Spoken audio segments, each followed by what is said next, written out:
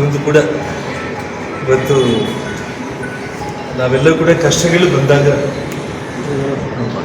ಸಾಕ್ಷಾತ್ ಶ್ರೀಮನ್ನಾರಾಯಣ ಶ್ರೀರಾಮಚಂದ್ರನ ನಾವು ನೆನೆಸ್ಕೊಳ್ತೀವಿ.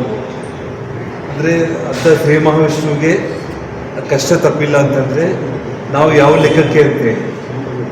ಆದರೆ ನನ್ನ ಜೀವನದಲ್ಲಿ ನನಗೆ ಜನ್ಮ ಕೊಟ್ಟಿರುವಂಥ ನನ್ನ ಜನ್ಮಸ್ಥಳ ಬಳ್ಳಾರಿಯನ್ನು ಬಿಟ್ಟು 14 ವರ್ಷಗಳ ನಂತರ ಇವತ್ತು ನನ್ನ ಜನ್ಮಸ್ಥಳಕ್ಕೆ ಬಳ್ಳಾರಿಗೆ ಹೋಗಲಿಕ್ಕೆ ಸರ್ವೋಚ್ಚ ನ್ಯಾಯಾಲಯ ಇವತ್ತು ಸುಪ್ರೀಂ ಕೋರ್ಟಿಂದ ಆದೇಶ ಬಂದಿರುವಂಥದ್ದು.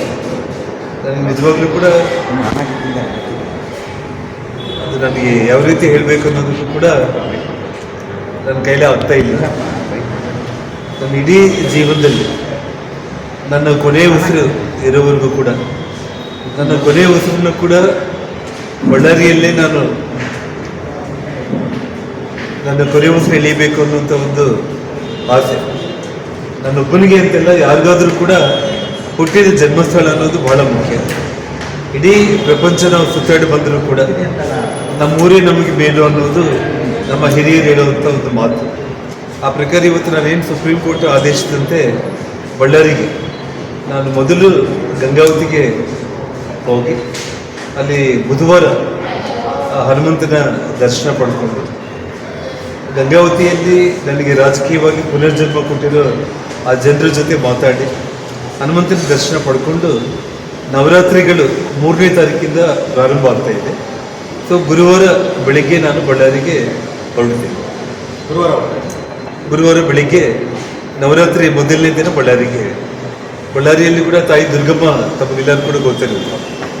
ಸಾವಿರಾರು ವರ್ಷಗಳ ಇತಿಹಾಸ ಇರುವಂಥ ಆ ದುರ್ಗಾದೇವಿ ದೇವಸ್ಥಾನ ಮತ್ತು ಆ ನವರಾತ್ರಿಗಳಿಗೆ ಕರೆಕ್ಟಾಗಿ ಆ ಮೊದಲನೇ ದಿನ ನಾನು ಬಳ್ಳಾರಿಗೆ ನಾನು ಏನು ಅನಿಸ್ತಾ ಇದೆ ಸರ್? ಹೇಗೆ ಅನಿಸ್ತಾ ಇದೆ? ಸಿದ್ದರಾಮಯ್ಯನವರು ಅವ್ರ ನೇತೃತ್ವದಲ್ಲಿ ಬಳ್ಳಾರಿಗೆ ಅವರು ಪಾದಯಾತ್ರೆ ಮಾಡಿದ್ರು, ಅನಂತರದಲ್ಲಿ ನಿಮ್ಮನ್ನು ಅರೆಸ್ಟ್ ಮಾಡಿದ್ರು, ಜೈಲಿಗೆ ಹೋದ್ರಿ. ಈಗ ನೀವು ಬಳ್ಳಾರಿಗೆ ಹೋಗ್ತಾ ಇದ್ದೀರಿ. ಸಿದ್ದರಾಮಯ್ಯನವರು ಕೇಸ್ ಒಂದು ಹಂತಕ್ಕೆ ಈಗ ತನಿಖೆ ಆಗುವಂಥದ್ದು ಅಥವಾ ಅವರ ವಿರುದ್ಧದ ಪ್ರಕರಣಗಳು ಈಗ ಒಂದು ಹಂತಕ್ಕೆ ಬಂದಿದೆ. ಏನು ಹೇಳ್ತೀವಿ ಸಿಚುವೇಶನ್? ನಾನು ಒಂದಂತೂ ವಿಷಯ ತಮಗೆ, ಬಟ್ ಏನಂದರೆ ಅದನ್ನು ಬೇರೆ ರೀತಿ ನೀವು ಯಾರೂ ಕೂಡ ಅದನ್ನು ತಗೋಬಾರ್ದು. ಭಾಗವತ, ನಾವು ರಾಮಾಯಣ, ಮಹಾಭಾರತ ಮತ್ತು ಭಾಗವತ, ಆ ಭಾಗವತದಲ್ಲಿ ನೀವು ಪುರಾಣಗಳು ಓದೋ ಟೈಮ್ನಲ್ಲಿ ಒಳ್ಳೆಯವರಿಗೆ ಒಂದಿಷ್ಟು ಕಷ್ಟಗಳು ಬರುತ್ತೆ. ಎಲ್ಲ ದುರ್ಮಾರ್ಗರು ಕೂಡ ಸೇರಿ ಒಂದು ರೀತಿ ಕೆಟ್ಟದಾಗಿ ಬೆಂಬಿಸಿ ನನಗೆಲ್ಲ ಎಷ್ಟೆಲ್ಲ ಕಷ್ಟಗಳು ಕೊಟ್ಟಿರ್ಬೋದು.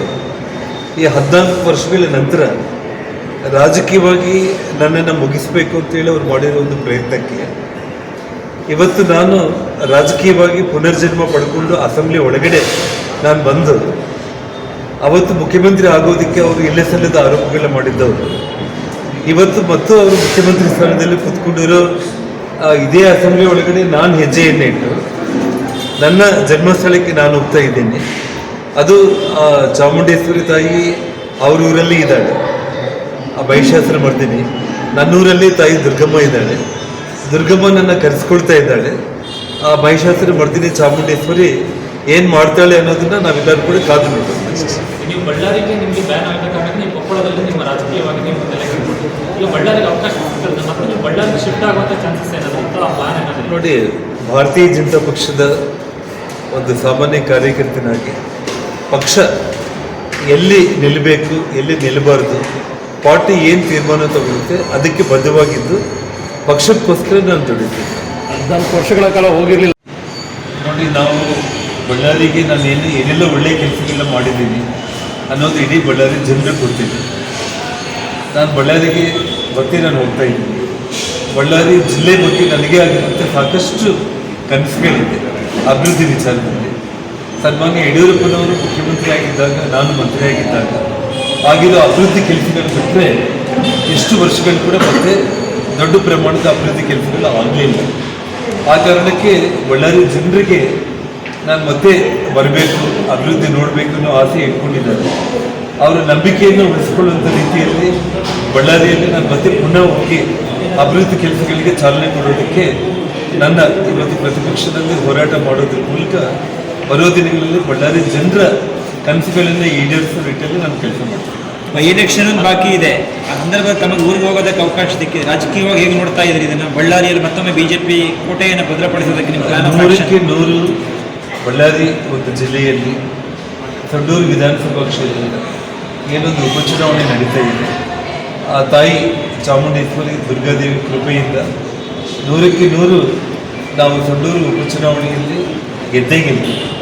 ಕಾರಣ ಏನಂತಂದರೆ ಈಗಾಗಲೇ ಅಲ್ಲಿನ ಒಬ್ಬ ಜಿಲ್ಲಾ ಉಸ್ತುವಾರಿ ಸಚಿವರು ಸಾರ್ವಜನಿಕರ ಎಸ್ಟಿ ರಿಸರ್ವೇಷನಲ್ಲಿರೋದು, ಸಂಡೂರು ಎಸ್ಟಿ ರಿಸರ್ವೇಷನ್, ಬಳ್ಳಾರಿಯಲ್ಲಿ ಎಸ್ಟಿ ರಿಸರ್ವೇಷನ್ನಲ್ಲಿ ಒಬ್ಬ ಮಂತ್ರಿ 180 ಕೋಟಿ ಹಣ ದುರುಪಯೋಗ ಮಾಡಿಕೊಂಡು ಆ ಹಣವನ್ನೇ ಬಳ್ಳಾರಿ ಲೋಕಸಭಾ ಚುನಾವಣೆಯಲ್ಲಿ ಗೆಲ್ಲೋದಕ್ಕೆ ದುರುಪಯೋಗ ಮಾಡಿಕೊಂಡಿರುವಂಥ ಒಂದು ವಿಚಾರ ಈಗಾಗಲೇ ಬಳ್ಳಾರಿ ಜಿಲ್ಲೆಯ ಜನರ ಮನೆ ಮೇಲೆಗೂ ಪ್ರತಿಯೊಬ್ಬರ ಮನಸ್ಸಿಗೂ ಕೂಡ ಮುಟ್ಟಿದೆ. ಹಾಗಾಗಿ ಈ ಬಾರಿ ಖಂಡಿತವಾಗ್ಲೂ ಕೂಡ ಭಾರತೀಯ ಜನತಾ ಪಕ್ಷದ ಅಭ್ಯರ್ಥಿ ದೊಡ್ಡ ಮಟ್ಟದಲ್ಲಿ ಗೆಲ್ತಾರೆ ಅನ್ನುವಂಥ ನಂಬಿಕೆ ವಿಶ್ವಾಸ ನನಗಿದೆ.